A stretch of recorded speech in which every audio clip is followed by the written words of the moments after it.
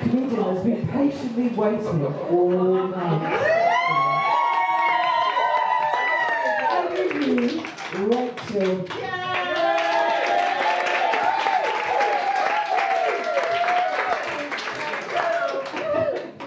Good evening. My name's Rachel Doran. Bit about myself. Not too much, obviously. Yeah, so I am one of 5 children, 4 girls and a boy. I'm one of the girls. My mum, she used to be a nun.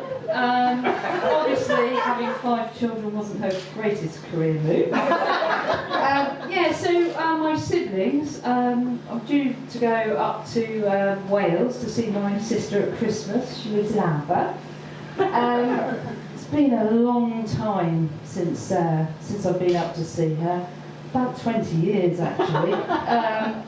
So yeah, picture this, 20 years ago.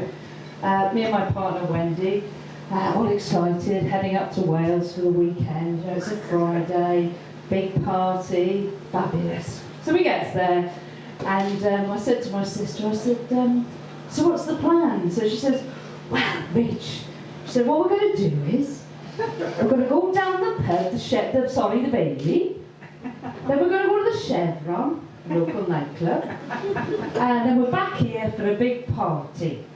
She speaks with a Welsh accent, my sister. Don't ask me why, long story. Anyway,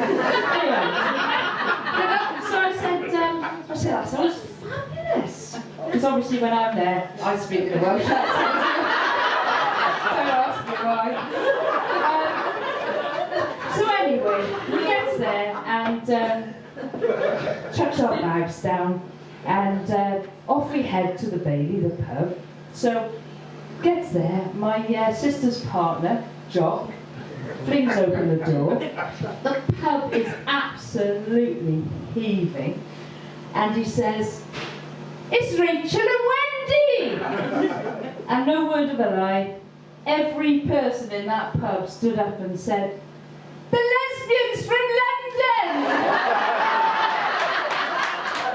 So me and Wendy were like, anyway, a couple of pints later, we head off to the Chevron, the nightclub, you know, dancing on the dance floor, cracking a few moves, and just out of the corner of my eye, I saw this woman sort of hovering around, a bit like an assassin or something, really. Next thing I know, she shoots across the dance floor, grabs Wendy in this tight clench and says, "Thank you for coming to Abergavenny. I'm gay too." True story. Anyway, so the evening rocks on, and you know, sitting there. Next thing we know, this guy staggers across the dance floor, face sort of partially smashed in with an ashtray or something. Blood pouring everywhere. So I said to my sister, I said, "Who's that?" She said, "Well, that's the second hardest man in our bed." Fair enough. So then I said, "Well, who's done that to him?" And she said, "The first hardest man in our bed." So anyway, leaves the Chevron, heads back to the flat, and on the way in, their mate Cliffy's sort of lying half face down in a puddle, as you do.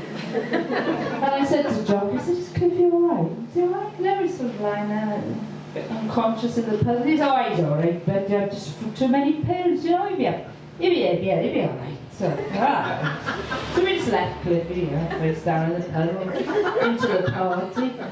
Anyway, true to form, actually, Cliffy did resurrect himself, because later on in the evening I spotted him sitting on the sofa, sitting next to Wendy, like this, sort of the arm going over, like this, just coming down the hand, coming down like this. And I looked at Wendy across the room and she was going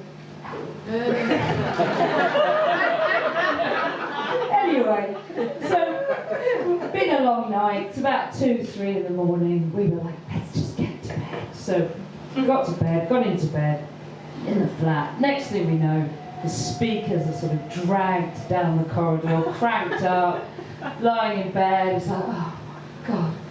And then suddenly we heard this, under the door, this noise, this sort of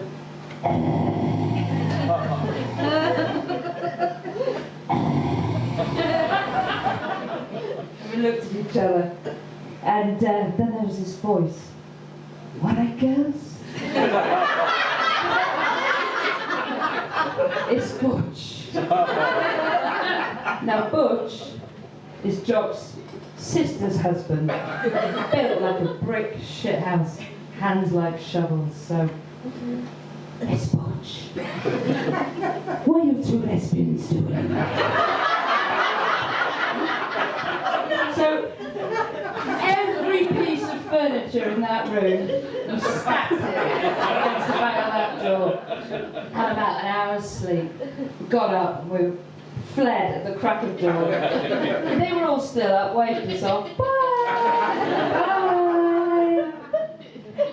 Anyway, so we got in the car, and it's funny because I was thinking about that whole weekend, obviously because we're going up and I remembered it all. And yeah, so another thing I sort of vividly recall was the journey home. I hadn't sort of been with Wendy that long at the time, because as I say, 20 odd years ago. And yeah, so she drove up, she drove back. I couldn't drive, I was on my sort of 5th driving instructor. I was still at the stage, you know, where you get cramp in your ankle and I had to make the driving instructor stop at Starbucks for a toasted tea cake halfway through the lesson. Anyway, so Wendy drove, we got over the Severn Bridge out of God's own country, into the safety of England, and we're going along the M4, fabulous.